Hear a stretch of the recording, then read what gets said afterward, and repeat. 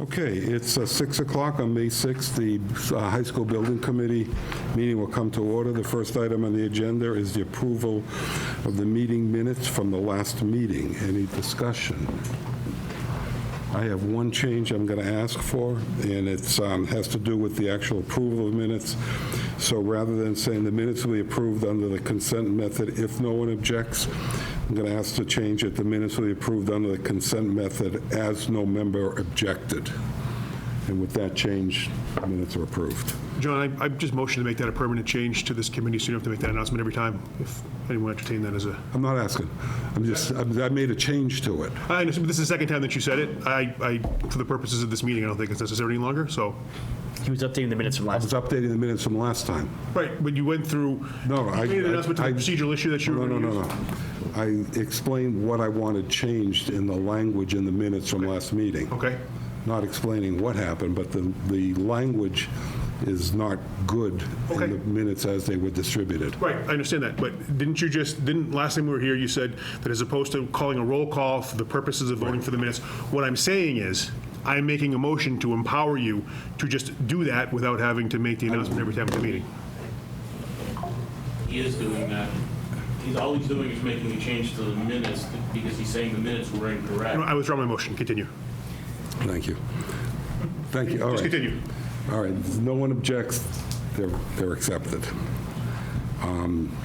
Second item on the agenda is the approval of warrant. We have two. We have a timesheet from Melissa for $307.40, and we have a warrant in the amount of $117,222.22, and that is $20,000 for the project manager, and the remainder of $97,222.22 for the designer HMFH. Any discussion? Looking for a motion? Motion, Mr. Chairman. Motion, Patrick, second by Mike Walsh, got his hands up first. All those in favor? And that is unanimous. Thank you.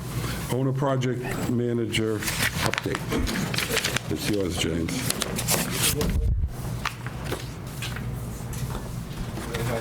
Budget review, the next SBC meeting to bring over, and then finally the CM procurement process. So we've been, just go right through that.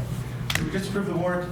Yeah, just in general, for your benefit, those numbers are going to be, HMFH's numbers are going to be the same here to the end. Mine may go up a little bit when we do the submissions, but that's it.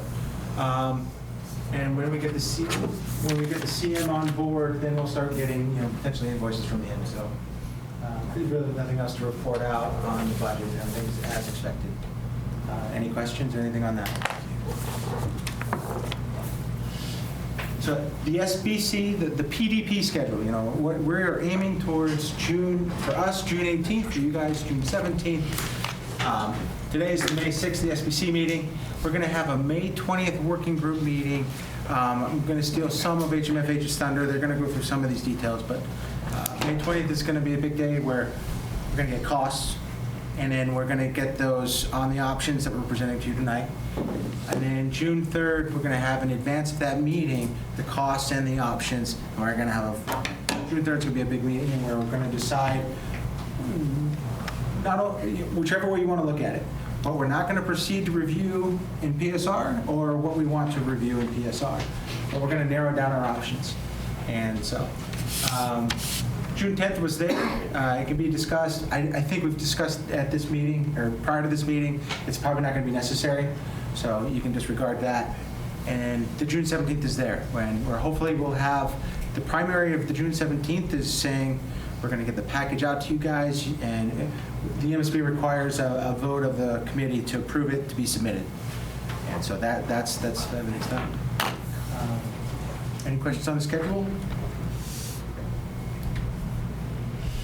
So that brings us to the CM at risk selection process. If you recall at the last meeting, Jonathan said, the committee said, go forth, start the CM process. And so for your edification, CM is different from the traditional, what was traditionally in the law of design bid build. CM was introduced, CMR was introduced in 2005, and you have to, every project that wants to do CMR needs to apply to the IG's office to get approval. And so we did this on Woodland, we've done this on all of our other projects, and that application is in, and we expect it to be approved. Next step is the request for qualifications to the CMs. And that is all out, it goes in the central register, it went in the central register, and it goes to everyone who receives the central register.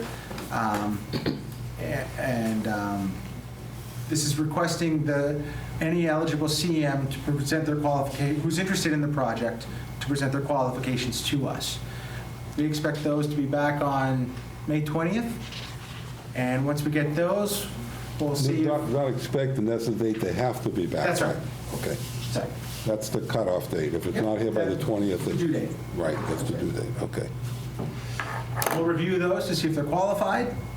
And then that group of people that are considered qualified, we then we then contact them and ask them for a request for proposals.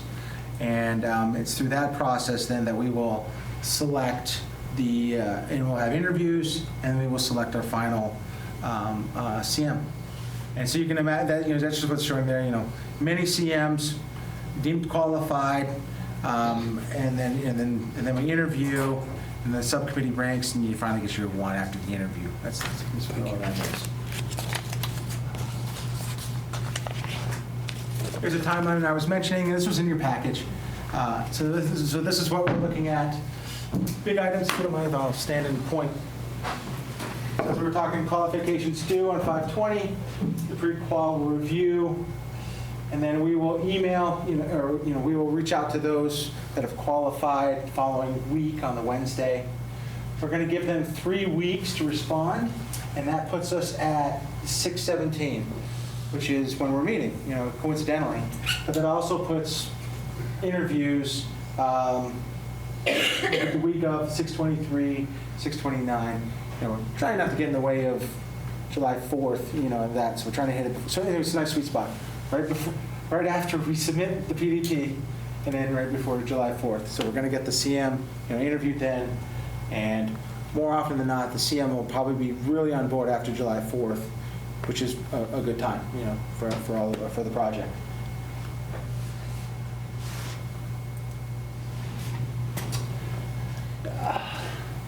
Part of this process, this is all regulated by statute, is that we need to establish a pre-qualification and selection subcommittee. By law, one of them has to be the designer, and we've talked internally, and that would be Stephanie, and I will be the representative for the OPM, and the district can have at least minimum of 2, but as many as. So, no, I want to address that at the moment. We have to have at least 2, and I contacted and repurposed the designer subcommittee, which is Walsh, Calagione, Wilson, Villani, and me. That will be the same group that worked before. And I'd like that in the minutes if you could, Melissa. Thank you. So that is the pre-qualification group. We'll have 7 that will be reviewing their qualifications next, and then once they submit their proposals, we'll be reviewing that. And as always, these will be public meetings. It's not just those 7. All of you are invited, can be a part of it. So there we go. And that was it. Yeah. Any questions on the CM process? Anything else for the owner's project manager? Okay, then next item on the agenda is the designer update. Okay. So continuing to move my pink line along our chart, we're down to May now, so we're getting down to go time. As James was mentioning, so we're having meeting today. You're going to see some initial options, and we're going to discuss those so you can start to see what your choices are going to be to narrow down as we go through the next couple meetings. So May is kind of the month of giving you all the menu of options that are in front of you. And so today you'll see where they're fitting on site. Towards the end of the month, we'll have the prices. Then that first week of June, we'll be layering everything together. So the options will get a score on the weighted goals matrix. You'll have that cost information. And so as I'm highlighting in this June 3rd meeting, that vote to finalize options to continue to PSR, that's kind of the big target in front of us right now. And then that will go off to the MSBA mid-June. And I'll let Bonnie tee up All right. options. So this is kind of a fun part of the PDP because you really get to start to see how we're starting to think about the site and develop options. Right now, we have 16 different options. However, that's because there's 3 options for every option that we have, right, with the 3 different enrollments. So what we're going to show you tonight, That's 15. 15, sorry, plus we have an additional ad reno option that we came up with. But what we're going to show you tonight is just one footprint of the 3 options. Essentially, we're being agnostic to the enrollment right now, and that's because what we're showing, we believe, can fit all 3 enrollments, all 3 sizes of the building, right? So we didn't just put the extra thing here or subtract something just so you could just see a footprint get bigger or smaller. There is no design in what you're seeing tonight. All you're seeing tonight are the beginning of putting a school together and adjacencies. We have a very good sense of how big the school is going to be for all the different options, and we have a sense of how the spaces need to come together. So when you just see a footprint on the ground, that's roughly the size we think we need for the amount of square footage we're going to need on the first floor for each option. All right, so if you see some curves, you see some squares, a couple options are a little more squared, some are, there's no intent to design anything tonight with what you're seeing. So it's just purely where's the best place to put this on the site. We also are going to show you the phasing for all these different options. So we started to think through the phasing because when we give this to our cost estimator, we're trying to understand the cost drivers between each of the options. Because right now it's still pretty much a cost per square foot. You know, he's going to look and say, how much is renovated? That's about this cost per square foot. How much is new? That's about this cost per square foot. But then we have all these additional ways to say, hey, well, this is actually a whole year longer of construction because we have to do X, Y, and Z to get to the end. And we have to give. I'll have the question. Yeah. You mentioned that this is all if it's on one floor. We have 2 floors now. Yes. What happened to the upper floor of the current building? So this is why there's no design. When we say this is on the, we're showing you the first floor footprint, that means the rest is stacked above. Okay, but So there's it's still 2, an 3 option for floors. second floor and third Right, floor. we believe that at minimum, there's 3 stories for at least the classroom part of it. Okay. So, Just when I heard 1 floor. yeah, no, and this is, so the footprint you see is not going to be the whole size of the building, it's just going to be whatever the first floor footprint is that we think can be the base to build up from. Chris, you want to ask what you mentioned? That this is probably a good time? Yeah, thank you. I guess, have you guys had any consideration of those wetlands that are there? And basically, as you're looking at it, moving them to the right. So after it comes through that bridge, or even before, shifting everything over, if you look kind of behind the main grandstands, you know, you've got a lot of unusable space the way it currently sits. And could you theoretically shift Godfrey Brook and then also get rid of the retention pond, because the retention pond I know is man-made? So we will need a wetlands flagged at some point. Looking at the surveys, because we were able to put 2 surveys together, one that was from the parking lots and one that was from the fields. And the field survey actually shows additional wetlands that were not shown or registered in the Mass GIS right now. So when we get to the field option, we're going to put a little caveat that says, you know, we're fitting within the current understanding of where the boundaries are, but this might be an option if we want to pursue it further. We need to flag those wetlands because it actually might be further into your site than in terms. But also, if it is a man-made detention pond, this is something we learned at Woodland, you can manipulate those, you know, so how they flag that is important. along with what Chris is saying, where it is now, if it were to move to the right, does it help you? So- If it doesn't matter, Well, so the other piece is that we learned on Woodland that if it is considered a vegetated wetland, so if they, it all depends on how they classify, you can only move 1,200 square feet. 5,000. So it's, is it 5? I thought it was 5, okay. What happened So, in Woodland, firsthand, there was a discussion. We moved a little There bit was a there. detention pond there, and the three different flavors, if you will, of land underwater, bank, and bordering vegetated wetland. And the discussion at the time was the bank BVW or was it bank? And the building committee took the position that the area, if it's on land underwater, it doesn't count. It's not BVW. And the building committee took the position, if it was the area between low tide and high tide, that was bank. Yep. And that was the final determination, which allowed us to proceed. Here, the question, I think, what Chris had actually called me and asked me, if that were to be moved to the right, does it help? And I don't know, Joe, do you know, was Godfrey Brook where it always was, or did we channelize it?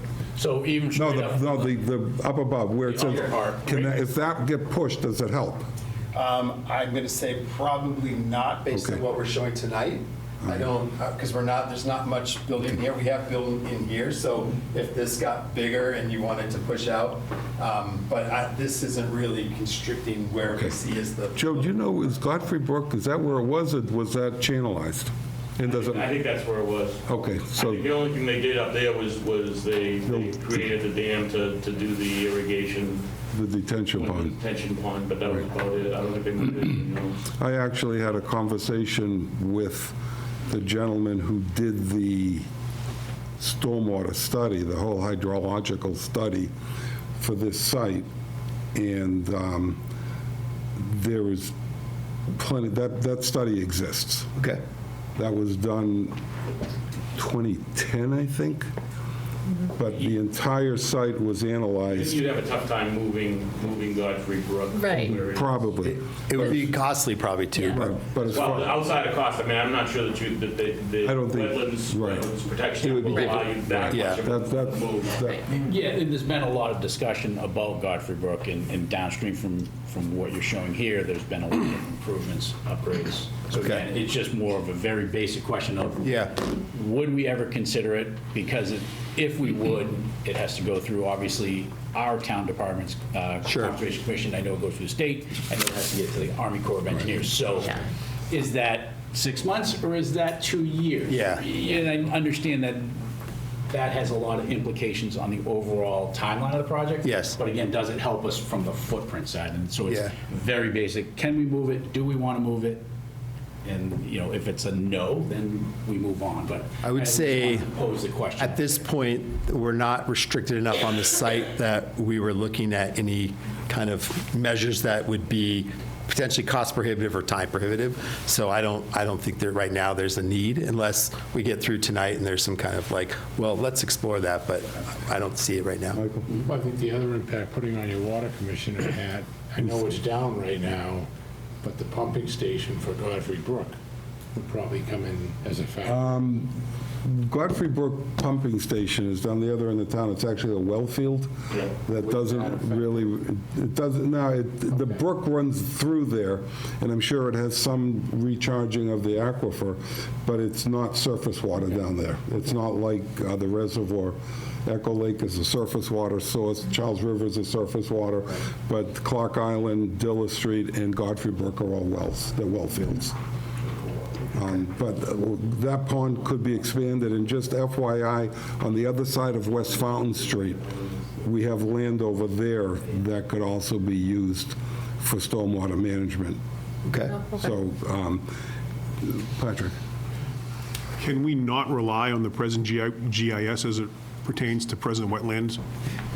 It's always your kind of initial understanding of where wetlands are, but because wetlands grow and change during seasons, if we get to a point where, you know, we're a little bit constrained unless we do a full survey and things in these early phases that are significant investments, that if it's something that we feel is necessary, we'll need to flag them, and we want to get them delineated like we did on Woodland, so we can like lock them in place. So to a certain extent, you anticipated my next question. So how close to that water do we have to get before we have to flag it?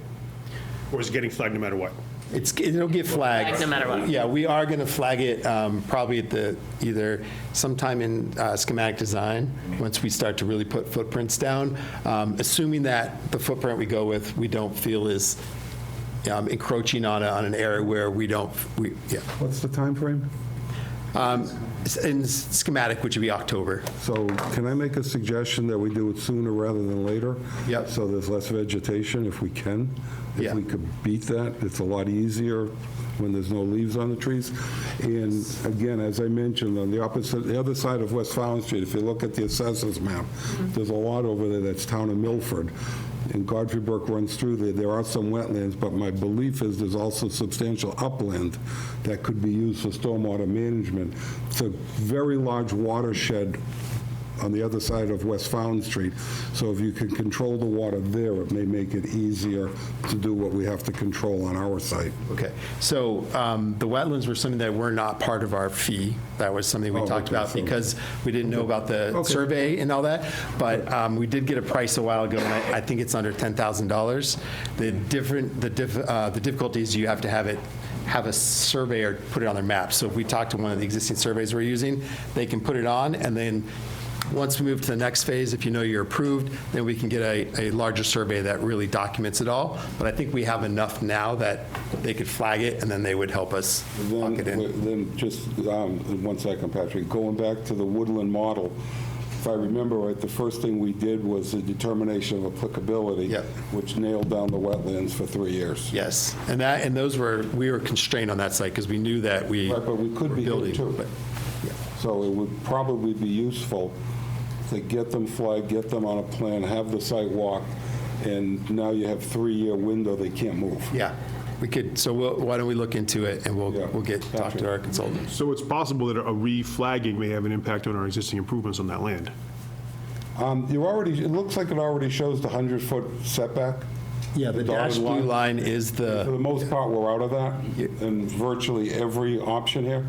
So it probably doesn't have an impact on anything on this side of the brook. Well, we'll see. I mean, we'll see, but to your point, it should be flagged as soon as possible. Yeah, I just think it should be flagged. anything that you've built already, any roads that go through your 100-foot buffer, those are grandfathered in, so you can develop in those spots. So even where your track is in it, so that won't hurt it, but if it potentially shows that the wetland is further into your track, and we are trying to put a building there, that's the only thing we would have an issue with. But I I would think, still like to get it done as soon as we okay, can. we'll figure out how to get that done quick. We have money in the budget to do it. It has to get done eventually. The sooner it gets done, the sooner it gets done right now, it's easier to do without being heavily vegetated. Whoever's going to do it is going to want to pick it up with GPS, and the more leaves on the trees, the harder it is to do it. And get the filing done, and then we know what we're dealing with. We shouldn't be dealing with that as a moving target later. Someone over Yeah, here. I would just say, check in with our town engineer, just because Godfrey Brook has been such a big conversation. Right. She might already have some level of notes Or- going, okay. or even a survey. And it was, done, so. and it was flagged 15 years ago, and if it's Yep. real wetlands, they don't move a lot. Okay. If It you, probably won't. In the brook area, there's not much. As you get down towards the pond, there will be, but the brook is pretty well defined. Yeah. What we don't have is the other side of West Fountain Street flagged. And Okay. that might be very useful. Which again, might be part of the town engineer's assessment. So. The outline you're showing, Yes. does it vary very much if we go only 8 through 12 versus 7 through 12? This is your existing building, so it won't, this one won't address any of that, because the first one will just be repairing this exact. You won't be bringing 8, you won't be bringing 7 on that option, because it's called the base repair option, and it's not meant to fix any of your problems, it's just meant to give you a baseline. When you go through the options? Yeah, when we go through the options, no. We built what we felt would be the largest footprint for the largest size, like a 7 Whether through we do 12. 7 through 12, right? If anything, it'll get smaller, a little bit smaller. Yep.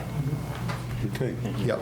Okay, yeah. To mention the storm detention that you want to do on the other side of the street, if it's not the contiguous side, it becomes unreimbursable. So keep that at the back of your mind. MSBA, the sooner you leave the boundary of the site, it's unreimbursable. We will be facing the 8% of the cost of the sidewalk, but once you go out, that's totally 100% unreimbursable. But it still may make sense if you could do stormwater management off-site, or the same site. Can it be the same site split by a road? Yes. Well, that's what this would be. No, it's the same not owner. contiguous. Huh? It's not contiguous to Just the, because of the road. Is the road, okay. So in any event, it still may be more economical to manage stormwater on the other side of West Yeah. Mountain to decrease. So we should get the outline of where that property is. That'd be helpful for us to understand. Town engineer. I know there's something because it was on the town meeting and we pulled it off. We pulled it off at the last minute. Last one, yeah. So that it was available for this project. Okay. So There is information on that. Okay. So last thoughts before Steph starts walking through some of these. So tonight, when we're going through the options, just, this will be your first look at it, and we're going to go a few pros, few cons, show you how the phasing works so you just get a sense of how these different options will work. We'll try to bring it all together at the end with the different schedules that we've built for each of them. But feel free to ask questions. It can be a discussion. There's no decisions being made tonight. We wanted to show you the options first because then we're going to follow up with all the goals. And we're going to kind of decide after this how you're going to rank all your goals in terms of how you're going to weight them. So you might have different appreciation or understanding of those goals after you go through this, so we wanted to do that second. Quick question. So what kind of feedback or questions do you want during this next? I think it's more just your curiosity if you're not understanding or you want, or if you see something, say, well, did you think about putting it over here? Because it's, as you go through, it's going to feel a little confusing probably because we're going to be jumping through this phase, that phase. So slow us down. We can go through, slow down and kind of answer it. But it's just more to help you guys really understand where we want to put this school and what's going to kind of drive to get the right decision for that. Thank you. And I think at a high level, we've tried to make sure that, if you look at all of the options as the full story, that the complete picture is giving you a good menu of options to pick from. So if in one of the options you go, oh, I don't really like it as a whole, but like that piece of it is speaking to me, and I feel like that's a great solution for Milford, then that's, highlight those kind of things like, that piece I'm really loving, this piece not so much. And then that might give us some direction to say, oh, okay, we're going to take a little bit of this and a little bit of this and put it together to get to the right option. Thank you. All right, and with that, okay, so option A here is the base repair. Story of the base repair is that we are bringing modulars onto the site, so that's what you're seeing, that rectangle that's in the courtyard of the existing building. That's a whole bank of modulars, and so the repair works by having that amount of swing space now built. So you empty, what we're highlighting in the hatch of the existing building is the amount of classrooms that you can now rehome into the modulars. So those classroom functions are not happening in the modulars, and you're renovating that space. So wait, two things, just so you get an impact on that. Modulars are not reimbursed by the MSBA at all, right? So that's 100% on the town. There's no use for modulars after you're done. You just give them back or take them down or sell them somewhere else. And two, we're estimating about 28,000 square feet worth of modulars in order to empty enough students out for all the phases Stephanie is at each phase to fit into these classrooms. So it's a lot of modular classrooms. When you say base repair, is that an option of not building new? Correct. So we should explain the base repair. The MSBA requires every project do a base repair. That says bring your building up to code. Right? So that's going to be accessibility code. That's going to be most likely structural code. But you're not tearing any walls down. You're not making any classrooms bigger. You're not bringing in the 8th grade. And then that's the next piece is technically the energy code. If you're not touching the exterior, you don't potentially have to bring it up. We've been going back and forth in our office.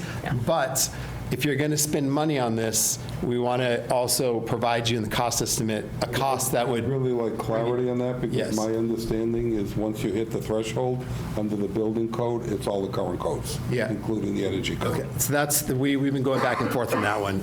But we are going to price it with an energy code upgrade because Yeah.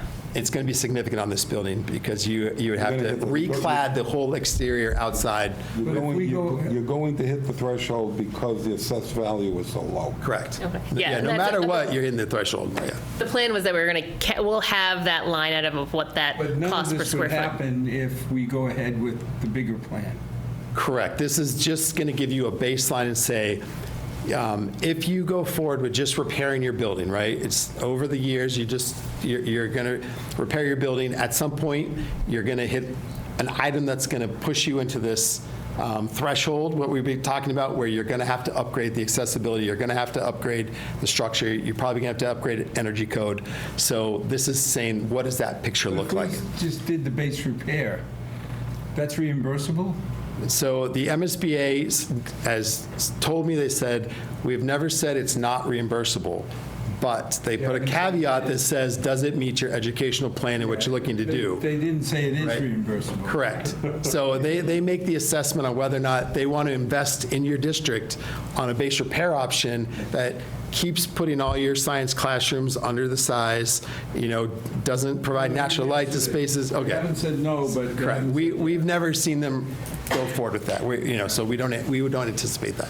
Just to be clear, I think you just answered it. So the classrooms would stay exactly the same? Yes. Yes. Okay, thank you. No walls change. That means we've built no Chapter 74 All space. new MEP, all new floors, things. You're going to run into a real problem with accessibility and the slopes of various ramps. Yeah, you guys have, you go up and Real down. If you have stairs, we have to put a ramp in, so you're going to Even take with the out ramp- never mind corridors. where the stairs are, but where the ramps are, they don't work. That's So this is exactly right. academic This is not going to happen. This isn't. We are not here because of this. This is not going to happen. Usually the cost, I'm going to say the You're cost explaining it, but this is not going to happen. But this is, but will be the cheapest, but Hold on. it won't be. Hold on. It won't be. Hold on. It's a real important exercise because it will have the lowest dollar value on it.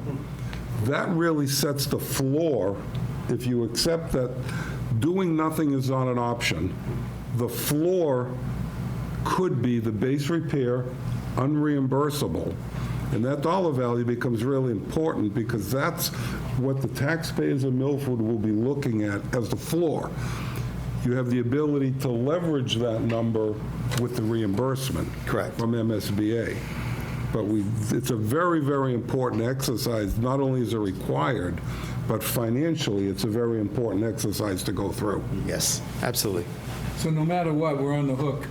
If we did nothing, we'd have to do this, and if this is $100, it's $100 out of our pocket versus getting the new plan and leveraging the 100 to make 200. Correct. Or 3 or 4. Or 300, yeah. Because if you're looking at, if you use round numbers, even at 50%, it's 200, but it's going to be better than that. Yeah. Okay. So this is academic curiosity. Yes. Yeah, these are really important nuances that Yeah. you want the people of Milford to understand because this is what is The number great I about the MSP grant program. Yeah. I'm sorry. I was going to say, the actual details, as Patrick said, we're not going to do it anyway. This does absolutely nothing to address the needs of our community. Nothing. Nothing. Which is also why it's not reimbursable. That's right. That's exactly right. That's exactly right.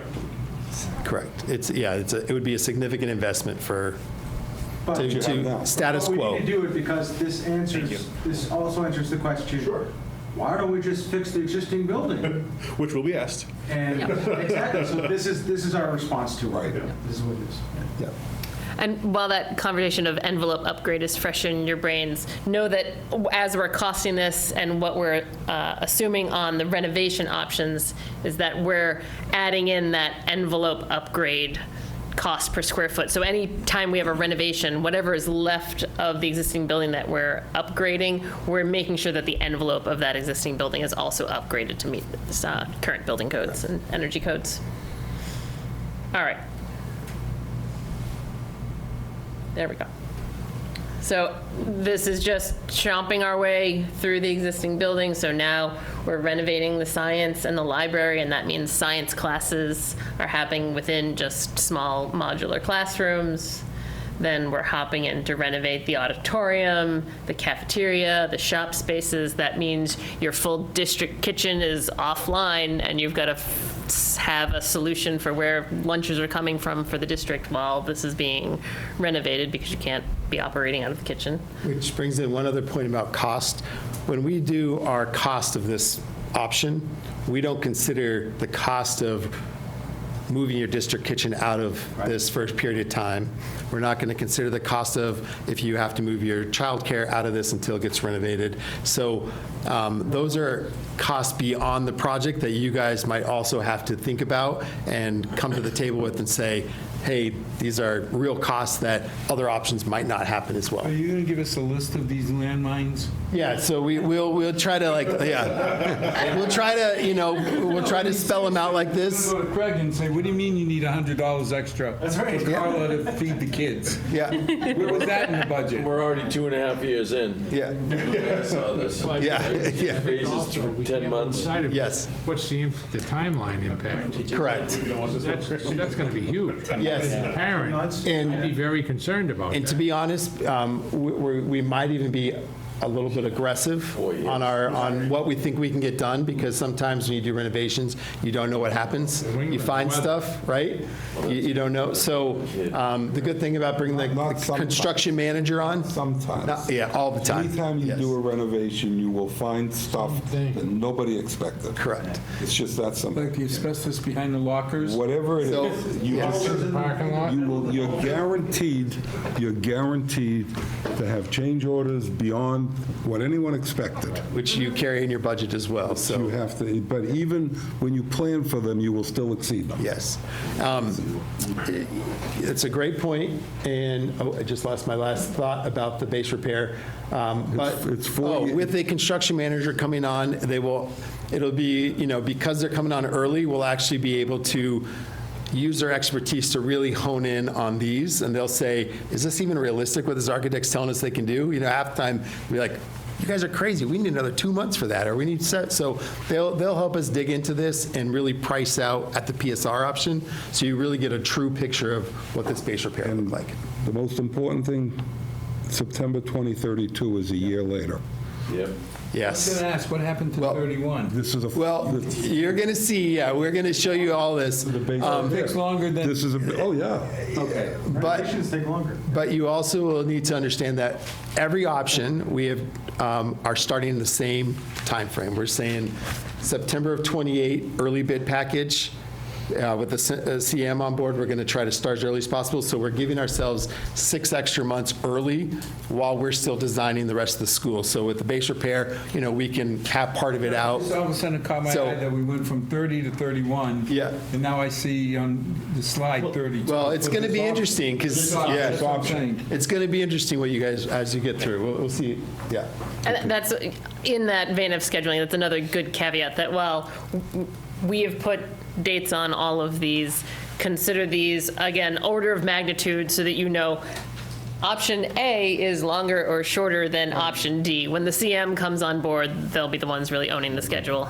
If I made one more question, and I'm really sorry, to Patrick's point, if the baseline option doesn't even meet our educational goal, why do we even present it? Because you have to study it, and we need to know what the floor cost to the town of Milford will be to do something at that project, at that site. If you were to keep saying, oh, we're just going to keep putting Band-Aids on this building because the taxpayers say, no, I don't want to do anything. At some point, you're going to have a project that's going to exceed the 5% that triggers the different codes. And once you trigger the code, it spirals into what we're showing you here in order to meet all the codes, because one code triggers the next code.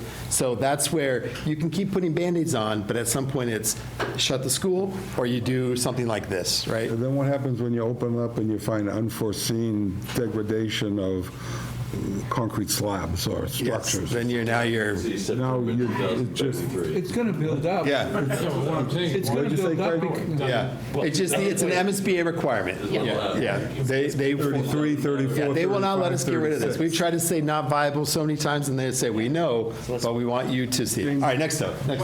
Just before you move on, James, you anecdotally mentioned something to me sometime about a project that was supposed to be 3 years and turned into what?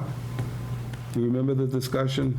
One of these base renovation projects, that, think was it a 10-year project that They ended? only did it once, right? Was it Blue Hills, the vocational school in Boston? I think that was the only time they ever tried to do one of these base repairs, and I don't think there's any appetite to ever. Well, if you talk to the superintendents of that school.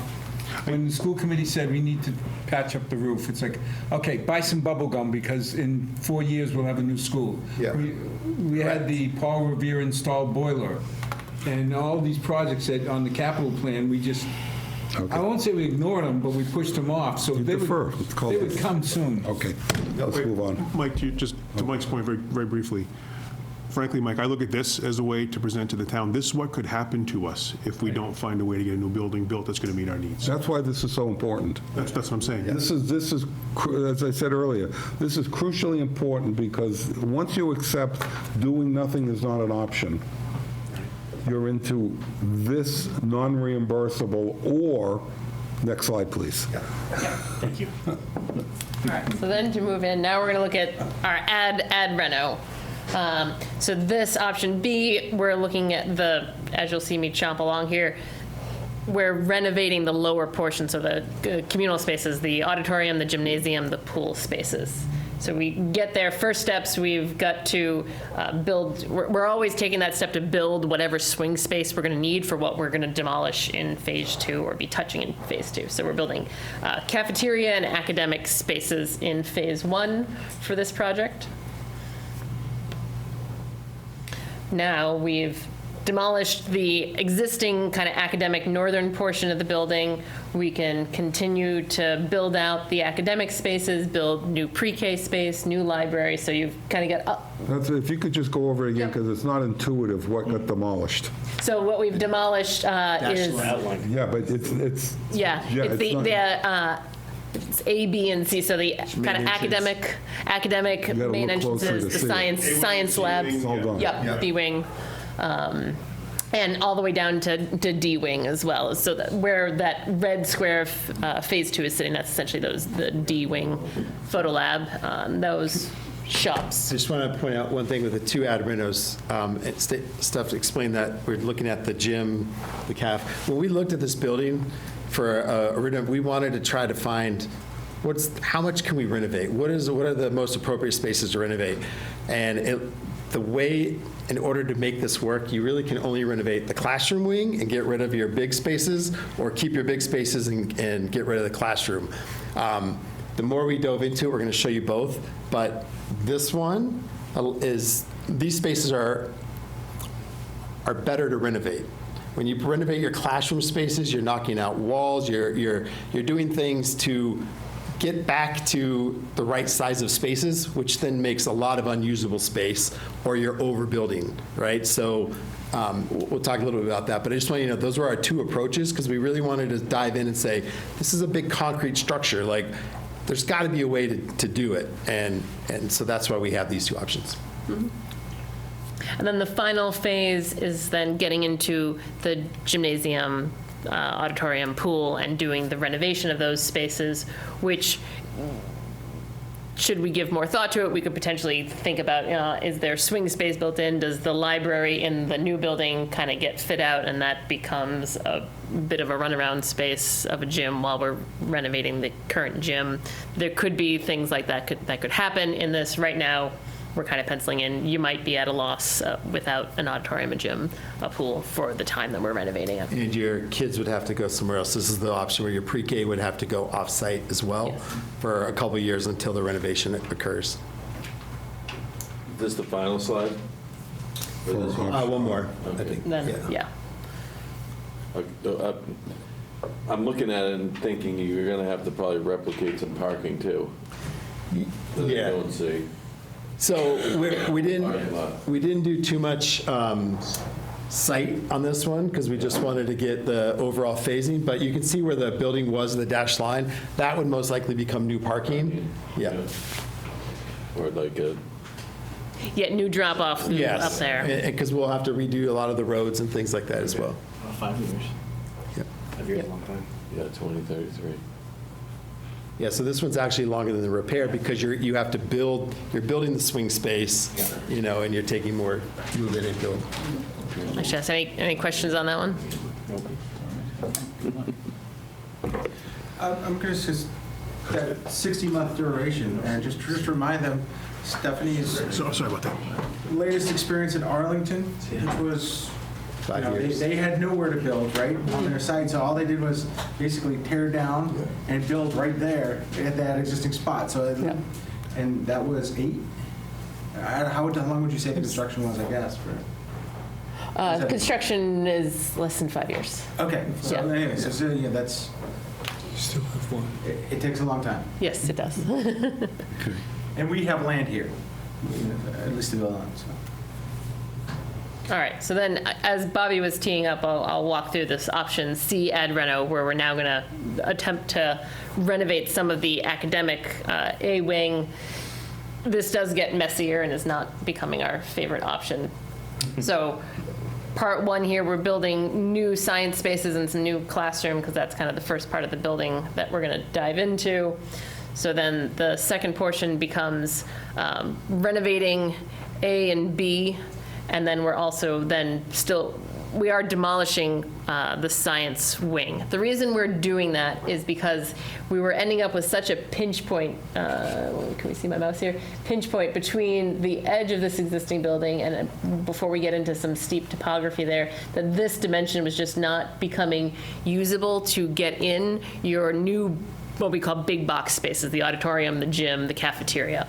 So we need to build those spaces because in this scheme, I'm demolishing your existing auditorium, gym, cafeteria.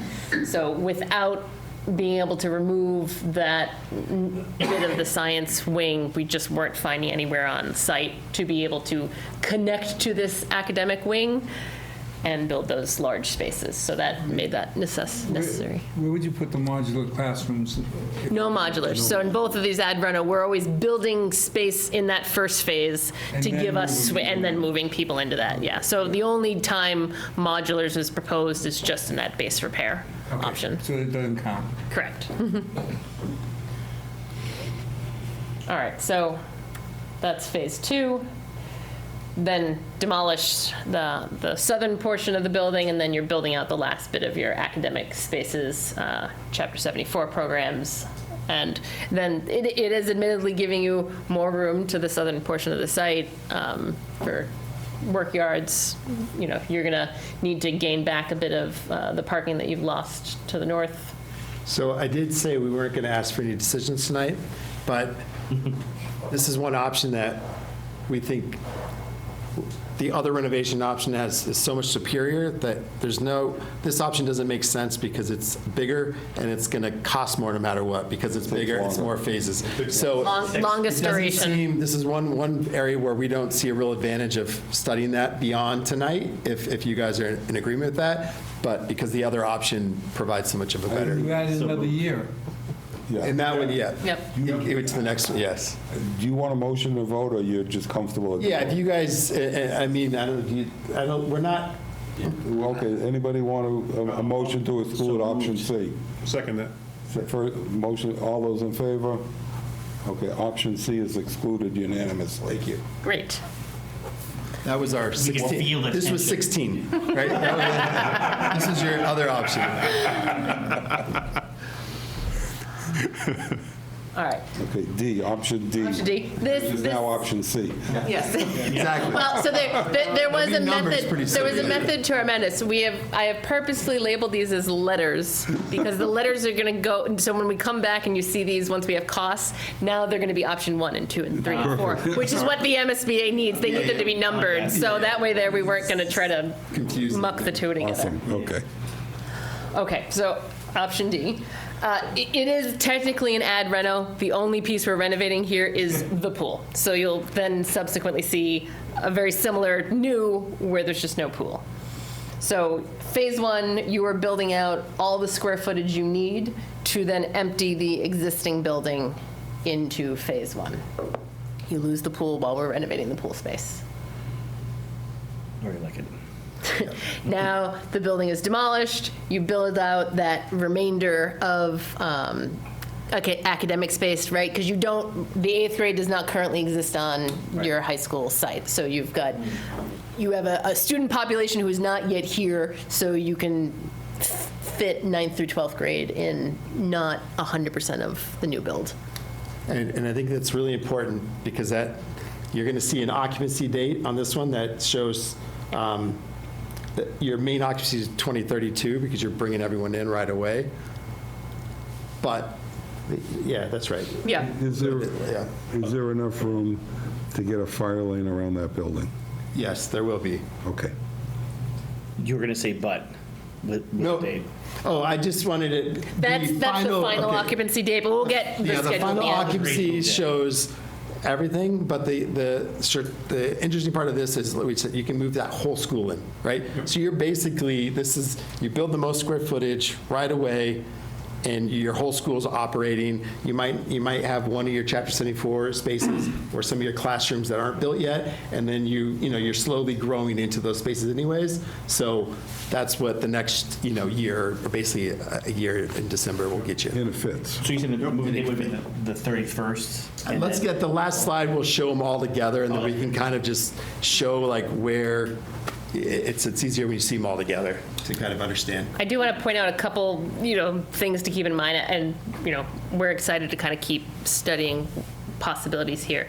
We are for sure up against some topography. So even when we initially drew this, it was a little bit more into the hillside, and we did a few rejiggers to keep moving it to the east. I think to make it really viable, more thought has to go into kind of getting this mass of the building wrapping a bit more around the existing building to kind of keep it out of the topography of that hillside, or we're going to really lean into it and we might have an entrance that's a little higher up.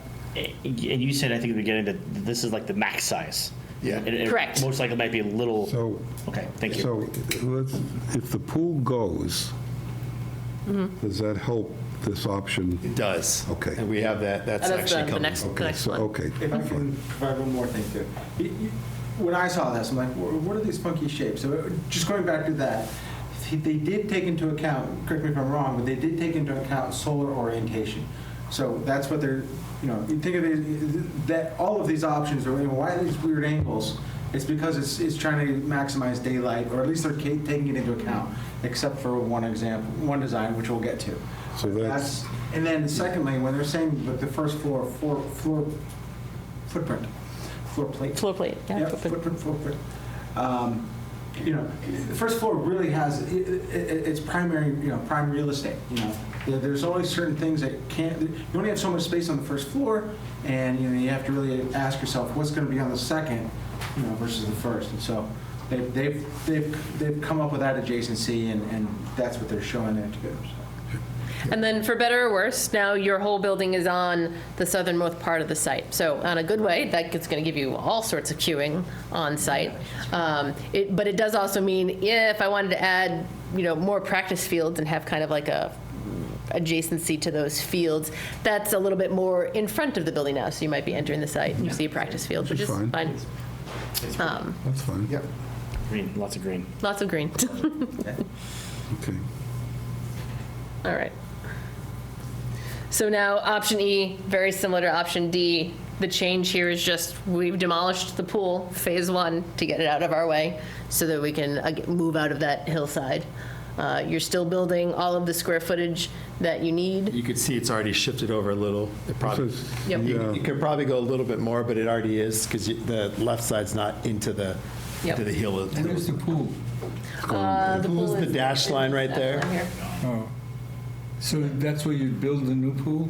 So that's something that will be discussed tonight. In a new option, there's no pool. because the MSBA does not allow you to build a brand-new pool. Right. So if you want the pool, it has to be an ad reno option or a separate project. But as we spoke at the last meeting, if the pool is part of this project, we get penalized at 1.5 times the area of the pool at the full construction cost per foot. So it only makes sense, and whether you renovate it, and that's only for renovation, Right. which could very well be more expensive than a new pool somewhere else. So it's probably prudent to, in any event, decouple the pool from this project and go to town meeting, whatever it takes. Yeah, figure out a way. If you're going to do it, it will always cost us less to have it decoupled compared to the penalty you pay for the excluded area. Jonathan, my concern is if they use up all the geography, and you say, now we're going to have a separate pool project. It could be attached to it. Yeah, that's what I'm saying, where would you attach it? So We get the money to build a new pool, and then you say, well, it's got to be in Bellingham because we don't have the I geography. mean, we could, if we knew that your pool was going to be a separate project and you wanted it attached to this building in the future, we can plan for that, and we can design for that. Well, I don't want to. Or we could design for a standalone. I just don't foresee any scenario under which we renovate the pool where it is today. I don't know that I agree with that. And I think one of the issues that we have is that pool is a tremendous resource used by this community. And it's probably one of the best pools, frankly, in eastern Massachusetts. They hold championships. Nothing that the school does is a moneymaker, right? But the pool does generate revenue. This town has programs other towns can't have because that pool is there. I don't know. Frankly, I have the exact opposite opinion. I don't see that the town is going to fund to build a new pool. I think that if we lose this pool, I think the pool is gone forever. And so, to the extent that you think we can decouple it, and then we'll get another pool project done later. You do it at the same time. You decouple it, but you build it at the same time with as a different project. Well, It's decoupled from the reimbursable project. You build it at the same time. And that's my question. Is there room in these options to build a pool? I think, Just yeah. space-wise, yes. Yes. Patrick, I'm with you. I want the pool to stay. Yeah. But financially, if you decouple it from the reimbursable project and make it a standalone project and do it all at the same time, it's more economical and it allows them to put it where it makes most sense. When we built Woodland, and I know that you remember the discussions that we had, that we were very, very keen to make sure that we didn't take anything away from this community. Correct. So we were taking down the gym at Middle School East, and we made sure that we had the same court space at Woodland when that occurred. And what I wouldn't want to do is put the town in a position where we're taking services away from them. I agree. When we're trying to present a program. So if we can address it in a different way, that's great. But to your point, it needs to be addressed immediately, because Right. sometimes this stuff goes away and 10 years later. No. If you don't do it here, it doesn't happen. Yeah. But if you decouple it, and that's the only way I could describe it, it helps in the construction, and you could put it in a better place than in the middle of, But Jonathan, you're talking about how to pay for it. no, same thing. No, but I'm just saying, you're No. not going to make it a totally separate project a year later. No. I just, so I think the way I hear it is, this seems like a smart thing to do, right? But I hear what you're saying as well too, and I agree the pool needs to stay somehow. But so I feel if we get the money or the approval to do both of the projects, and it's Well, It's one then project. then I would feel comfortable. I know like we're doing the operational puzzle, but I think from a conceptual perspective, I agree with Patrick. If we don't get the funding, the approval as one package from the town, it's not going to happen because it'll be delayed. Well, it's just like the auditorium. You're going to Yeah. tear down the auditorium.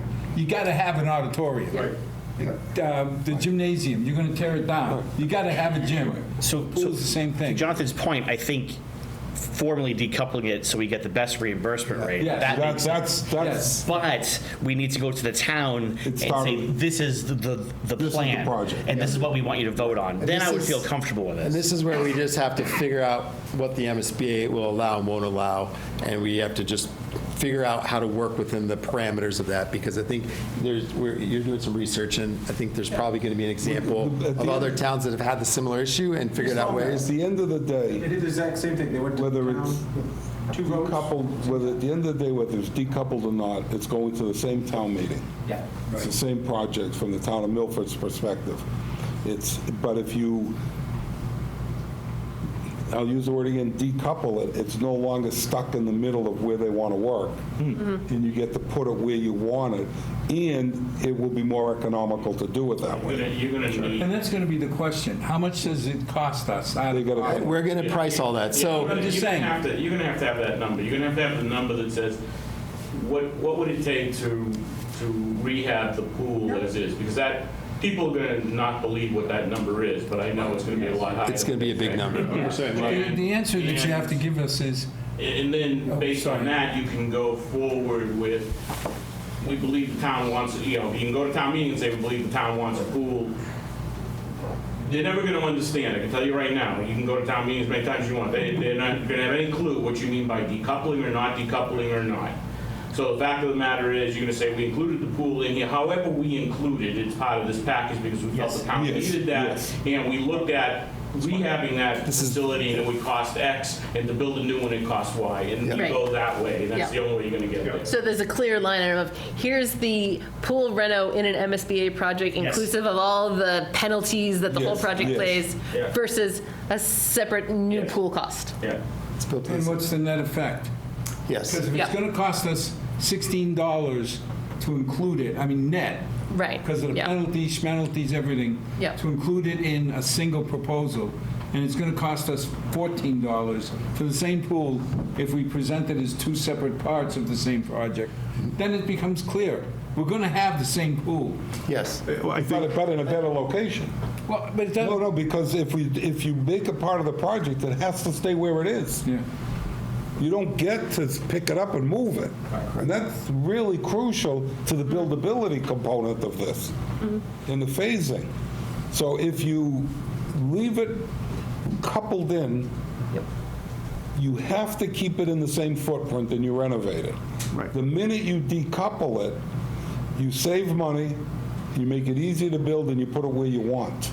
If that's true, I'm absolutely open to both options. However, language is important. We're not building a new pool, we're replacing the existing pool. Yes. Yes. Exactly. very, very That is correct. 100%. That is correct. We're replacing. Patrick, it's like the gymnasium, it's like the auditorium. Same thing, same thing. Have it. The pool is Same it's the thing. same We thing. need a stage for kids in the theater programs to go to the theater programs. I mean, Correct. these are the things that we need for our town.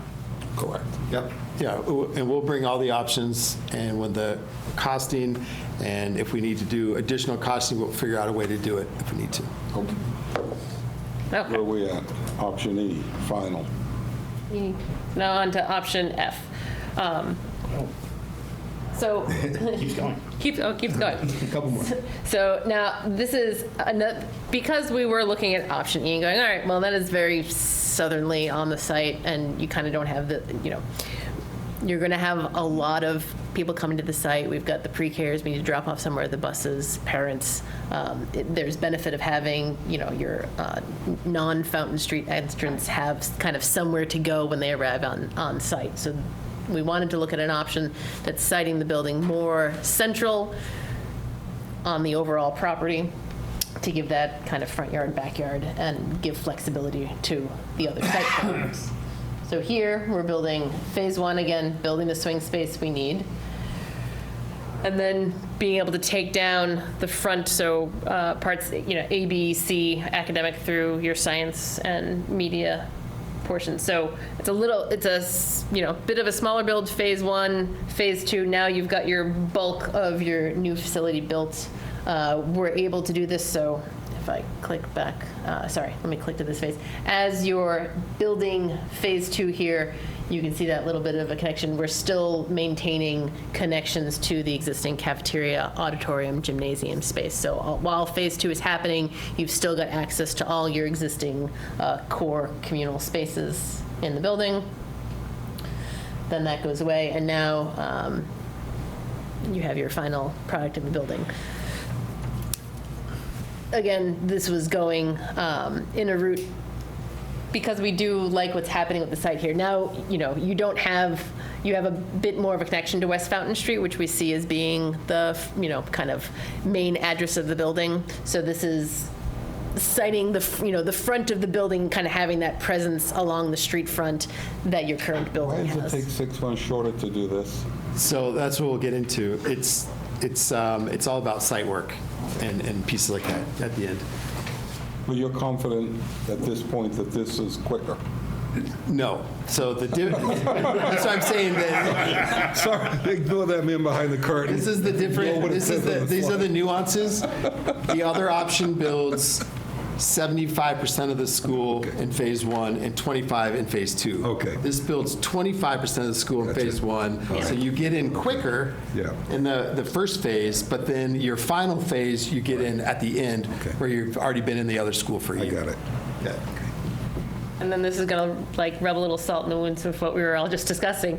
So F1 here was saying, if you wanted to keep your existing pool where it was, we do think it has some legs but needs MSBA blessing to say, what if it was a pool pre-K, maybe a pool pre-K district admin facility? And they call it a reno at that point. Right. Then that piece is a reno, and that's happening there, and that has logic to it, giving But pre-K we its own still home. get penalized on You the, still get penalized on the pool square footage, yes, absolutely. But it's, makes use of the pool where it is, gives pre-K its own separate home. A thought to air to you all. Yeah, because I think the question that we are going to have to answer, and I think this with your examples, if they let you decouple, will they still allow you to attach to a new pool to your new school? Because right now they kind of say you can't do that. but you could build But it if and then you're- put a connection later. Yeah. Right. It's, Wait a month and then start the Different building. Of course, we aren't building a new pool, So that's what. replacing an existing pool. Yes, Right. that's right. Yeah. right, we're replacing a pool Replacing in a existing new pool, but- location with a temporary connection Yes. to be. All right. And then final. Let's see. One more. And here it is, the big one. And then there's building on the fields. Yeah. It does get a bit tight. It doesn't quite have the kind of optimal solar orientation. So right now, what you're seeing that long bar, so because of where we need to fit the big boxes on site and then getting those classroom wings in, we're needing to run our classroom wings more in a north-south band as opposed to an east-west band that we would like to do. Not the end of the world. We can fit the square footage over there.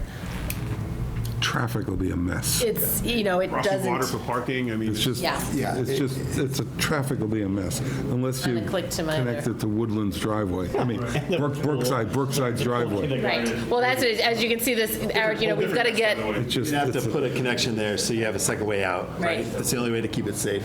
no. You're not going to route that Doesn't feel traffic right. through Brookside. No. It's a mess. I'd say it would be like an emergency exit, but But yeah. the problem is that's where Brookside's playground is. Yeah. So, Very limited play space. Very limited, very limited. so again, quickest construction schedule. It actually meets one of the other construction schedules in terms of being able to get kids in, but that's what we'll show next. and to go into that, wetlands conversation, we are really kind of hugging it close, and we're not sure if there might be some wetlands there that we're bumping into right now. And if that has to rejigger, then that's kind of taking more kind of open area away from the very limited open area that this building would have around it for things like work yards and having Even just access. parking, right? Yeah. Right, Yeah, just to you're going to get have to very, school your and bulk of your drop off. parking and drop-off is going to be wanting to happen in the footprint of where it's happening now. And then people are going to need to, be taking a nice scenic walk across this footpath to get into the building. And actually, one thing I learned from my own town recently was a student was just walking and slipped on the ice and broke his ankle and sued the school district. So the further your parking is, the more you have to maintain safe passages from all the spaces to the school on those kind of days, right? So I'd entertain a motion to exclude option G. So moved. Option, all those in favor, it's already moved, seconded. Second. Can I get that? All those in favor of excluding option G, signify by saying aye. Aye. All right, you don't have to deal with G anymore. All right, Great. that's good. I mean, the parking, the parking situation just a at mess. Woodland already displeases our staff. It's and just a mess. It'll be worse, and this is worse. Okay, Yeah. so now, if I could, Same thing, Right. being so far away. Yeah. my 30,000-foot flyover, well, put on your architect's hat out of what's left, Yeah. which one's the best? I mean, yeah. You know, we've Disregarding been- costs. We're going Come back on, and come on, forth. that's what, No, we've gone back and forth. I think, Okay, you so know, now we're down to the we've two really, you know, the new option on the bottom, just because you can That's build the E, is most, an it echo. has the most buildable That's echo, space. right? E. It's easy. Yes. Yep. And F. One thing that, Enough. and we're struggling with the one on the top, the new option, only because the way that you have to kind of build two separate wings, so you don't, because you have to keep the whole school going, and then you have to connect them. But the siding of the one on the top seems to work, potentially have the best Yeah. siding for the building in terms of being able to connect to the fields, having more parking in the back. You know, you just get a little bit more space of opportunity potentially. And then you're also getting a little bit close to the boundary down there. Like you said, you're going to have the buffer, and then you're also going to be maybe into so we think studying those is definitely so viable. Enough. let's go forward with that. Study those two, see what the pluses or minuses Well, are. we have to study all of them. Yeah, I know, but And we're focus- getting pricing on all of them right now. You don't focus on those options, however. That's where it seems like this is going. We also have to do a ad reno, so we have to pick one of the ad renos to study. I mean, I just give my opinion. I mean, I like ENF as a quick vibe. Yeah. I like to see what other people, Yeah. which ones they like, but I think those that feel, I like the school in the southern, I can imagine I driving. on like, the I actually campus. like E. Yeah. He's my favorite. You're driving on campus, I can see the green, and the school looks smaller, so it's not as imposing, A little bit further I like back. E. right? I like E. Yeah. That's the one I like. I would still recommend we study this one. yeah, of course. As a renovation with the pool in it, because Oh, yeah. this will be the only option if we only study the two new school options. What, yeah. You don't like We that have one? to study, yeah. Right. What you're saying, yeah, once we get to the end of this phase, we have to recommend on June 3rd, what we're kind of doing today. Yeah, we're getting there. Three Yeah. we want to study for Yeah, okay. PSR. You're going to get pricing to go along with all these, and you'll start to see, some will be very could- close, that some could will change have a our little bit opinion. more, Well, that's right. you know, yeah.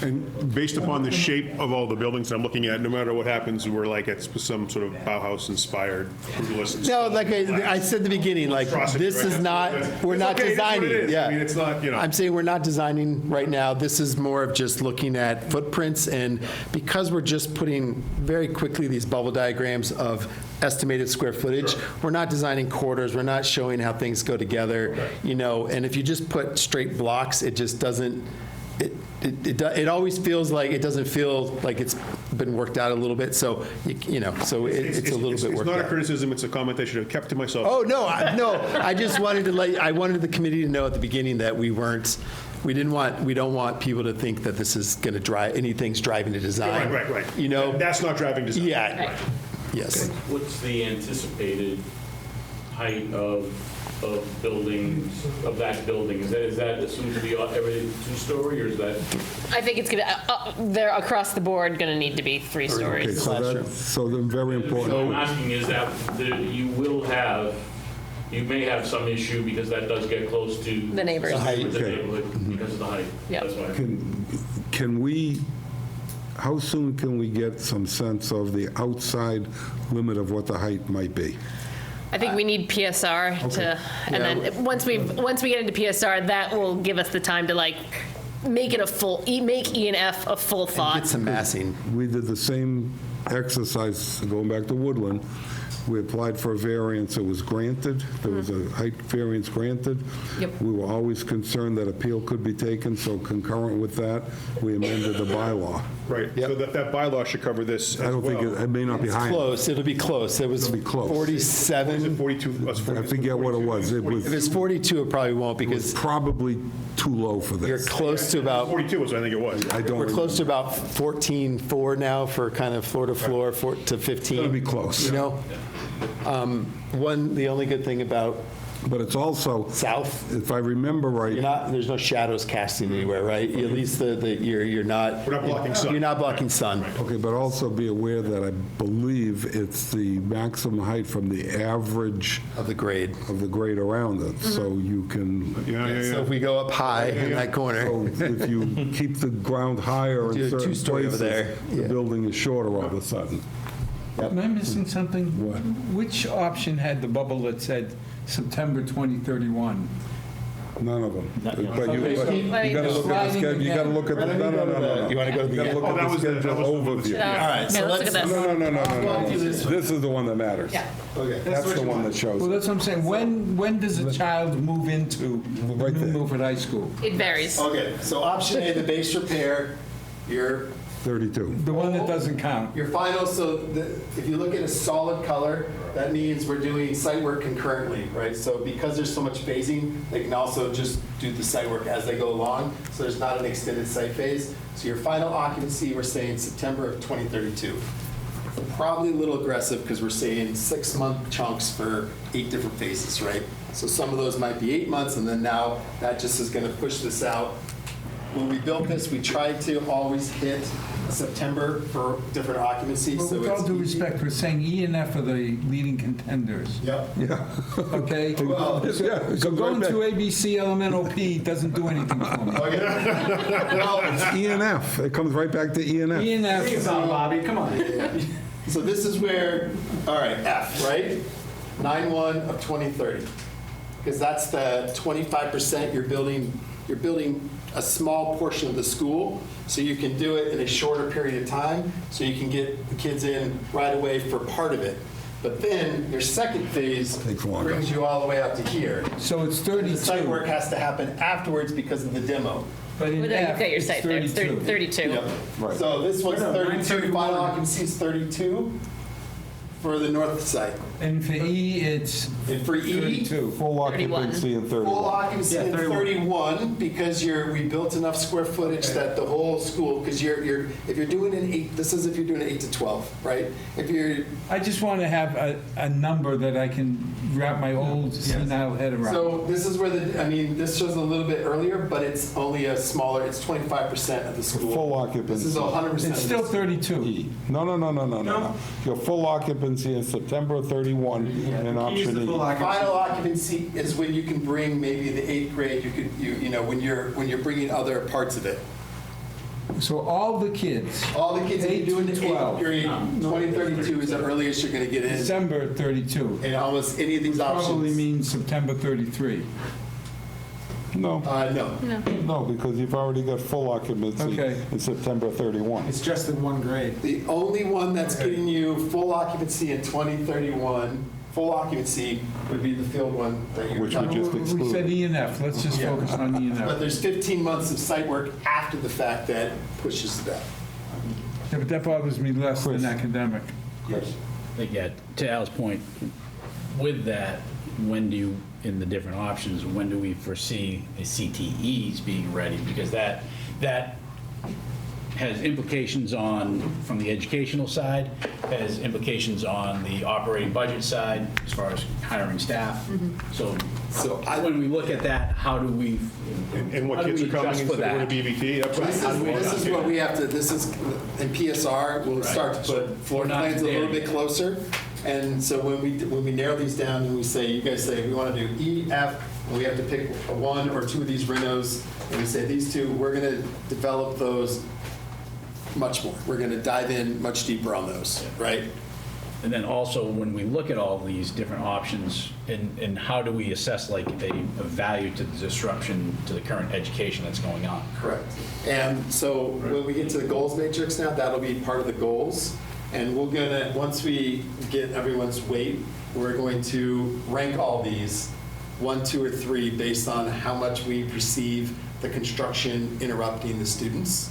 You know, if you do look at like an E again, for instance, and you're building the majority of the building on the south part of the site, you're gonna have the construction contractor come in the back way, use the fields. Their disruption is mostly they don't get to use the fields in the practice fields, but the whole site is isolated from the school, you know? So there's gonna be some noise disruption.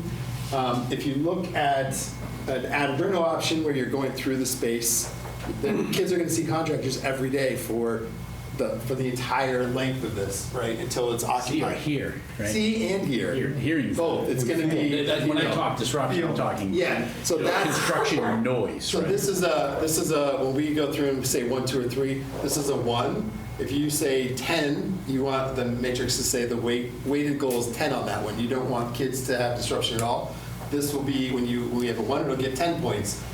This new option on here would be a 3, based on the, in totality, and that would get 30 points.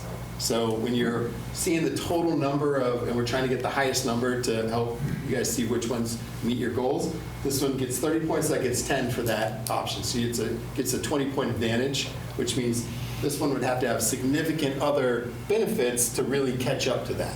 And that's why we wanted to do the weighted matrix. So when you guys have true goals that you're like, we cannot live without these, we want you to weight them at 10. If there are some that, you know, they're like, you know, this is nice to have, that's a 1. And then the other ones in the middle at 3 and a 5 are kind of like, you know, these are important, but they're not deal killers. So no matter which option we do, we're staging equipment and material on the present practice fields. That's to be determined. The CM will ultimately determine that. It makes a lot of sense for the lower option construction and probably any kind of renovation. Right. If you are on the north side, they might say, hey, we want to get a construction entrance right here, which, you know, again, this will have to be going back with you guys to say, can we really bring trucks in off of West Fountain Street because that's a primary trafficked area. That's kind of what I'm thinking about. We have that new stadium that we built not so long ago. There's a lot of facilities that we have there. That's the most direct route to get into those practice fields. I don't know how else you get in there because it's going around the school. It's something to think about. Yeah. So there's always going to be trade-offs no matter what. So those are the trade-offs we'll have to figure out. And it's interesting to hear, like, the area across from Fountain Street then that you're thinking of for stormwater, you know, can that, is that, I don't know if that's square footage I don't know wise. if there's enough upland there. Okay. Used for staging and. Don't know. Might be able to put some trails or something. I don't know if it can't be laid on there or anything. Okay. Yeah. So you can see that with this option D, where it's basically on the same construction schedule as the new, right? Because all it is a pool. So your footprint just gets a little bigger, but we don't see it impacting the construction schedule because you can renovate the pool as part of that new construction. Right. You're just going to lose the pool for the entirety of the construction process. Is really what it comes down to in that case. So, so that's why this, even though it's basically a new construction option, it's not bad to keep that in there because that will really help you assess how much impact between these two the cost of the pool is in terms of the larger scale, right? Because to your point, Jonathan, you are going to get a lot of money that's not reimbursable, but a contractor might come in and say, well, if the pool's in the middle and we're renovating it as part of our job, we're mobilized, it's X, Y, and Z. We are getting numbers back about abating a pool versus demoing a pool. There's a significant cost in that if you're going to demo it versus just abate it. So we'll go over those costs next time as well. Numbers are important. So all these, there's always little nuances that we sometimes don't think about until we let the scenarios play out, but that's what we'll do. All right, so I guess it's just the goals, and then that's pretty much all we have. Yep. All right. Oh, we had this. Is this still pertinent now that we've? I think we know your feelings on the pool I'm not sure now. it's pertinent anymore. I don't think so. Everybody knows. Yep. All right. Okay, so as a reminder, we need to come out of the goals, and everyone is getting either a 1, 3, 5, or 10 ranking. And I'm going to escape out of my presentation mode here so I can click on bubbles. Yeah. So right now, I have circled whatever vote got the most votes. If there was a tie, then it's here. Now, not everyone. So you want to go just, maybe one step back. You guys Yeah. recognize what, we just collated all of your thing? Okay, just making sure it was clear. And the average of all your things is on the right, and then, go ahead, Steph. So if you didn't vote, I'll let Jonathan call out whether you get to vote or now, but these are the Anybody has a votes right that to we've speak, received. But unfortunately, I could tell you this is not weighted properly because there's tremendous support here for the pool, but it's not represented there. So that's part of why Exactly. we're running first, because if we want to write our own goals, we want you guys to write in any goals that you feel are important to the project that are not part of this. Because ultimately, these are your goals, so we don't, I think you've already heard it. Yeah. That's the only one that jumps out at me. Okay, the pool is part of the project in some fashion. Somehow. Yeah. But it's Why don't it's we- not represented. At the end of the day, It's it'll not be- represented in these numbers. Okay, so we want to put it a 10, I would say, is that how everyone feels? Well, it's certainly not a 3, and that's where Yeah. it came out here. Right, Okay. 10? Yeah. Yeah. Absolutely. Okay. All right, I'll run down, we'll start with the community cycle. So, The rest of it's been already explained. Yep. Whether it's traffic is, two options deal with traffic appropriately. One has a bigger impact on the neighbors, which was ranked as a 5, so, that's kind of in the middle. I'm not sure that, there's a lot to be changed here based upon what you've already heard. I mean, you've heard everything tonight. Yeah, I agree. You've heard all the opinions tonight. Forget the numbers, throw them into the matrix, and you know what we want to do. yeah. I think the only one that I might bring up is the increasing the number of sports fields on the site. At the moment, that's weighing a little bit higher, but do we feel, It just got offset by the pool. yeah, okay. Well, that's, No, does I mean, that, if there's room, Yeah. if there's room, there's room. It's motherhood. You're right. If there's room, there's room, but. Could I have then- more fields? Could I have No, more classes? no, Could I have but more? If there's room, but you're going to bump up against, is it still 8% on site work? Yes. You're going to bump up against that right away.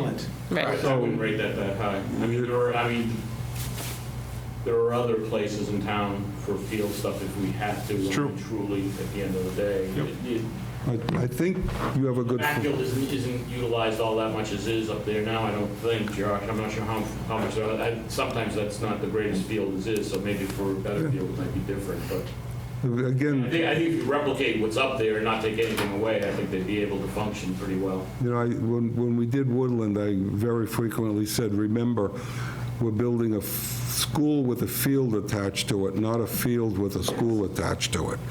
That's what we're doing here. We're building a school with a pertinent benefits, if you will, but you can't let whether we can add a field drive the siting of the pool, of the school.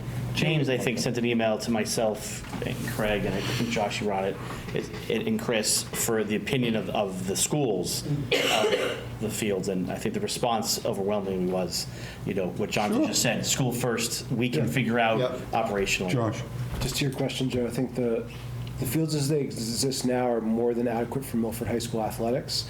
I believe for broader community use, there are some challenges, so I think others in the room might be able to speak to that better than me, but Well, and that's why I'm saying there are other places, and there are improvements that could be made at other facilities in the town to address that if the town decides that, yes, in fact, they want to improve. So the only shortcoming of our site for Milford High School athletics is the lack of a baseball field, but I think that's out of the scope of this project.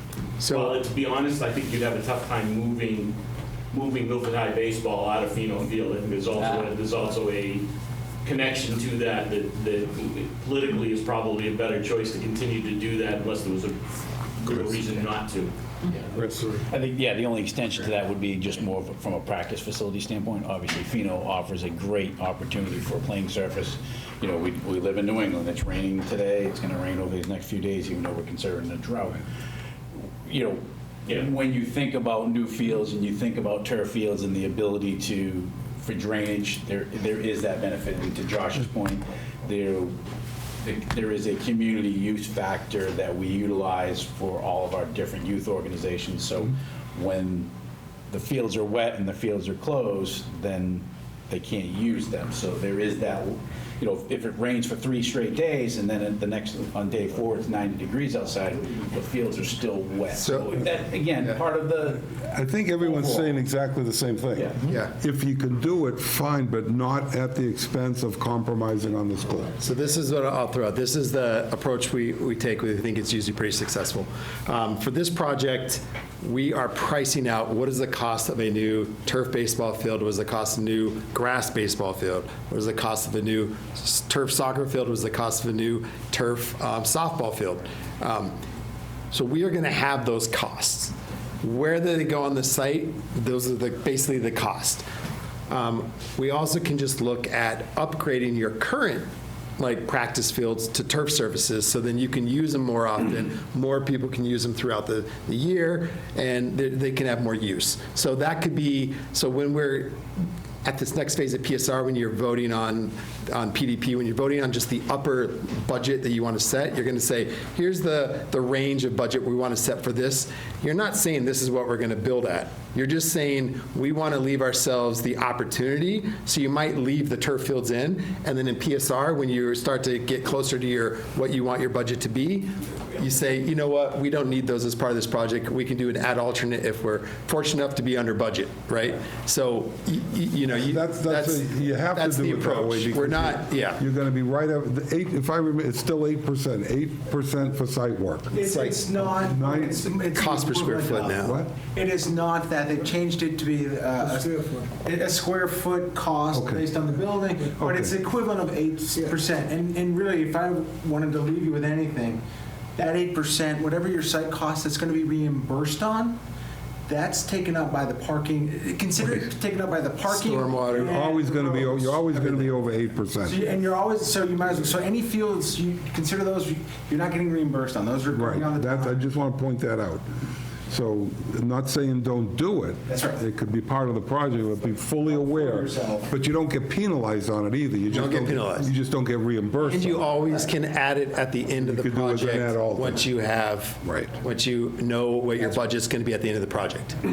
I think in summary, In the end of contingency, right? priority is don't reduce the offerings for athletics. Correct. Right. But adding to it is one of those, would be really nice if we could Yeah. do it. Nice But I'm to going to have, add, but I'm going to So add it's to almost that. a one, right? I'm going to add That's to what- that. It's a nice to have, but it doesn't change the But decision. I'm going to add to that, but don't compromise the school. Well, that's a Do it. given. Well, no, not necessarily. If you rank adding fields very high, Yeah. Well, I think we're saying a 1. It's a nice to have, but it doesn't change the We're down to a outcome 1. of the project.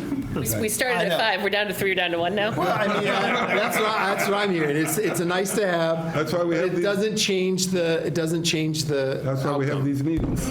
Well, I think Josh said it perfectly, right? For the purposes of the high school, the fields are adequate. Right. Right, so if we can maintain that, as long as we're not taking away, we can maintain that, then I think we're Look, in for good shape. 5 years, we held back $1 million+ in the finance committee budget from the short-term capital to turf a field. And neither the school nor the Parks Department thought it was important enough to do. So I think what Josh is saying is true, because if it was that critical, we would have used that 1-point-something million to turf a field. We never did. Yeah. Eventually, we just absorbed the money because after 5 years. But the other side of that is when Craig was principal of Woodland, we knew that the proposed field was adequate for an elementary school, but we had enough money that we put lights on it. Yeah, so you could use When it we looked longer. at the budget, we got deeper into it. That's what I'm saying, it's a So nice- it's the same thing. It was Yeah, a- we get it, we get it. It needs to be sufficient for the school, then we could see what else we could do. The one last one I want to draw attention to here is just that provides distinct circulation drop-off for the high school, meaning your parent, your bus, your student, and pre-K students. And what we're meaning by that is really having, there will for sure be a separate lane somewhere. But is it an important thing that you want this super distinct pre-Ks coming in from a different end of the site, high school? Are you highlighting that for a reason? Are you spotting that as a potential I'm just spotting issue? that is that right now it's the middle of the road, it's a 5. Is that, oh my God, that's super important, it should But go up if you to have 10. if the building is so far back, Plenty of room, yeah. then there's plenty of room to do that. Yep. It shouldn't change anything in the design, whether you separate the lanes or not. It could potentially mean that everyone is still entering the site from the same locus, and then they Splits pull off. out and split off, as opposed to if you're more central, you could have pre-K coming in from a totally separate entrance. I don't know that You gotta matters. be sensitive Is that to the important? traffic. Opinion, Josh? Because years ago, we spent millions of dollars redoing the parking lot because all the neighborhood people were getting inundated by high school kids blitzing through their streets. So we don't want to do anything to disrupt the flow. Yeah. So to your question, I mean, we have Josh, I'd be curious his opinion. Drop off. Yeah, the drop-off. This is not a significant issue in my mind. Thank you. Okay, good.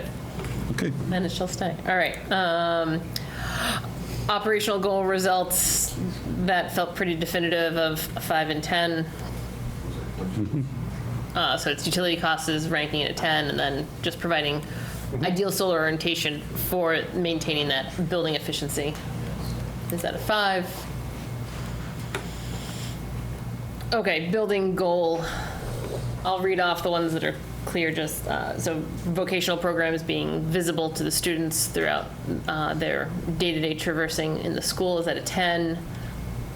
Rejuvenating the community entrance to really support Milford pride in the facility is at a 5. Supporting indoor-outdoor connections to educational spaces at a 5. Provides natural light to all teaching spaces, came in at a 3. I have a question on that one. Yes. So we were talking about this a while ago, and you were citing some studies that show natural light help students learn better. Yeah. So I just want to point that out to the committee. Yeah. I mean, So make sure. it might not be your top goal. We strive, no matter what, to try to provide natural light to any teaching space where kids are expected to be in there for, 7 periods of the day, 6 periods of the day. There will be small group rooms and different things that it's impossible to put on the exterior, but we'll try to find ways to, have borrowed lights that just show ways that they can maybe see outside, or, but. How is that really different than, go back a page to the purple slide, than the bottom one? This one is siting the building on that east-west access for operational efficiency, so you're not getting a lot of, you get heat gain where you want it or not, versus do all of your teaching spaces have a window to the outdoors? But it does correlate a little, because interior daylighting strategies, the more you can bring natural light in, the lower your energy bills are with They're basically passive solar design. So, and one's a 5 and one's a 3. So maybe they're both 5s. One of the things I struggled with, 1s and 10s were easy. Yeah, 3s and 5s were virtually interchangeable to me. which, a lot of these, again, we have these goals to try to help build out for each option, but any new option is going to meet these goals, right?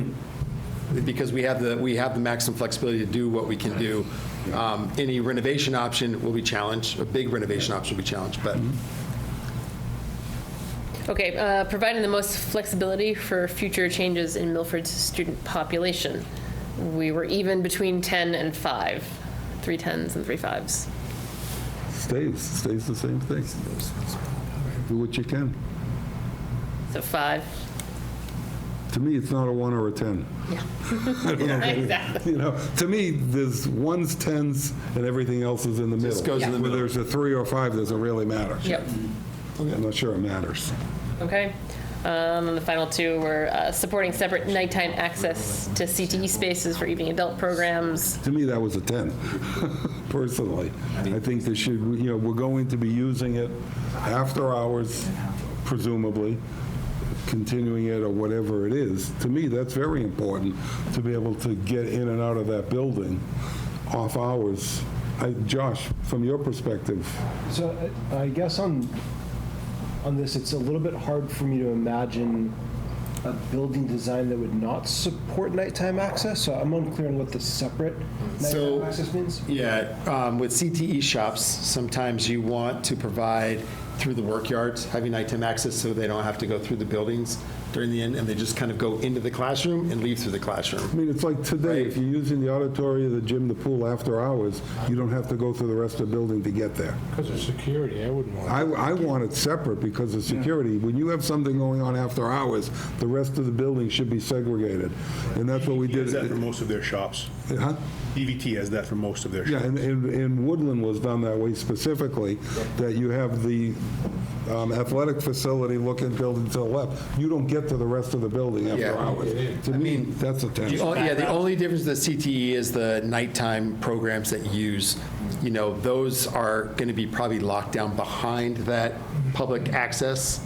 So the question is, do you want a separate entrance for them just so they get into that wing and then we try to isolate it? Some of these questions are still going to, no matter what. Yes. Yeah. My answer is yes. We're going to. Right now, everything's wide open, right? And so that's how We're going to used to get it. into more of these discussions. It's just more I'm of, sure the direction we're going to go, no matter what, is going to be a lot more. yeah. If you tell us it's a 10, then we are making specific decisions around how if it's a 5, we're going to do our best to really find the most appropriate way to isolate it. What if it's a 7.5? Yeah, if it's, yeah. Well, we just moved down, right, provides most flexibility for future changes in Milford student population, so we have an opportunity to move up something like exterior access to the shops. I think it's a 10. Josh. So I guess with regards to the security considerations, my experience as a principal is grounded in our current school, in which virtually the entire building is open to the community at all hours. You are correct. There are particularly there are Saturday events in the auditorium and the cafeteria where you cannot come into the rest of the building. But typically 5 days a week, the building is wide open after hours, which we're accustomed to. And I'd say, and I would defer to Bobby and Stephanie on this, but in my experience, when the building is outfitted with a high-quality security camera system, it's a major deterrent to any type of criminal activity in the building during hours or after hours. And segregating the shops, I think there's a common sense appeal there. But if the objective is making sure that the building is secure, I think the camera system is going to accomplish that job. And I think if people need to walk through some of the larger areas of the building en route to the shops, that doesn't make me anxious about security considerations in the building. And security is going to be something we're going to talk a lot about once we get into design. And you're going to bring in the police, the fire. You're going to have a lot more opinions in the room. It's a solid 7.5. So we will always pay high attention to this. We will pay high attention to this. Right? We're not going to leave you with something you don't feel comfortable with. Right. So it's My point was, whatever you do is going to be better than what we have today. correct. Sorry. Significantly better. You'll have a lot more control. All right, and then minimizes impact of construction on student experience during construction came in at a 5. It's in the middle. Yeah. All right, and then the final page here are educational goals. These ones were more clear-cut, but the ones that I needed votes on was build belonging, pride, and community at Milford High School was tied between 3s and 10s. So that swung both ways. The educational goals, again, a lot of I'll give you an example of how we're going to rank this in one set, but the educational goals are going to, in any new construction, we're saying we can meet all these, right? So any kind of mostly new construction, you can meet all of them. When we get an ad reno and we're not able to meet some adjacencies or something, that's when you're going to start to see that, and again, this is how the ranking works. You guys give us the weight, and then we're going to assess 1, 2, and 3. 1 being the lowest, 3 being the meets, and 2 being, kind of in the middle, like you might lose a few, you might not, to every goal, and then that's going to be multiplied by your weight. And then at the end, we do the weights because we want a larger disparity between the options when they meet or don't meet. When you just do 1, 2, and 3, it's, you might be at 46 and a 42. And you're like, well, what were really the 3 differences? And was it the goals we really care about? So this is why we want to know what you really care about. So you're right, the ones in the middle don't really matter because the 10s are going to drive everything. Right. Look, a physical building doesn't create a community. It's whatever Josh is doing inside the building with his teachers that makes a community. Correct. And Patrick, I would add, having had the privilege to travel to a bunch of sites that Bobby and Stephanie worked on, and I would think just looking at Woodland as being one of those sites, right? The new building is going to be a source of pride for the community, right? There you go. Yep. Yeah. Yeah.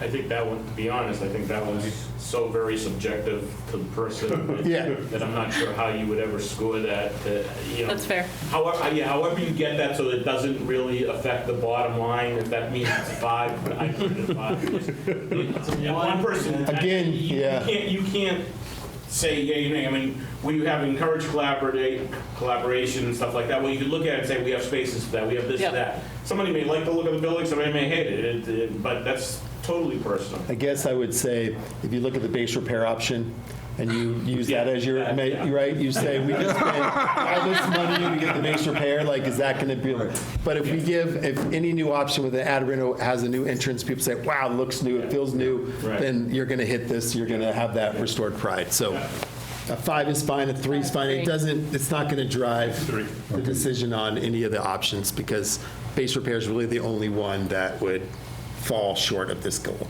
I would say. All right. Then that is where we will leave Perfect. the rankings. And I can't remember, when we presented the enrollment study last time showing the difference between 7th and 8th grade, you guys decided to eliminate 7th grade at that point, but we did say no matter, we still have to You have to- cost estimate it and take it through the process. This- Okay, this- I just wanted the to make sure direction- that was. The direction is an 8 through understood. 12 school. Okay. That's where But we're we at. want to know what the You want to know what it is, of course. You're going to know that, yeah, Right, okay. and that's what you'll see the, yes, okay. So we've had goals That's it. matrix, That was all we project had. options with phasing implications. Any other updates? Not from us. Great. Any other questions? Anybody here? Next item is school committee update. Anything new? No updates. Bobby does have One more question to the group. So at the beginning, we talked about maybe having to add another meeting because you're going to see cost information with all the options. You're going to have to make decisions at that point. Is there, if we need to send the information out ahead of the meeting, is there like a 2-day window that we can give you information so you can see the cost and digest it before you come in? For anyone who hasn't. If we're meeting on Wednesdays, which we are, Yeah.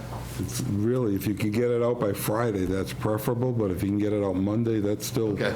Yeah. 2 days. Because we'll shoot to, there's going to be a little reconciliation we have to do once we kind of, The earlier the better, but Friday is perfect. we'll try to give you guys, Monday works. since we're looking for, to move options forward, we'll give you a little bit of a But preview. this dialogue works. Okay. The same thing is going to happen when we start talking dollars. We're going to have the same dialogue. And my style has always been basically a free-for-all Wild West until it gets out of control. And everybody here has been respectful, and it works. No one talks over each other, but you get a good flavor of where we're all coming from. Good. Okay. It's a problem having all these shy people. I've said many, many times, in my whole government career, I've been really blessed by who I've got to serve with, and I'll leave it at that. Any old business? Any new business?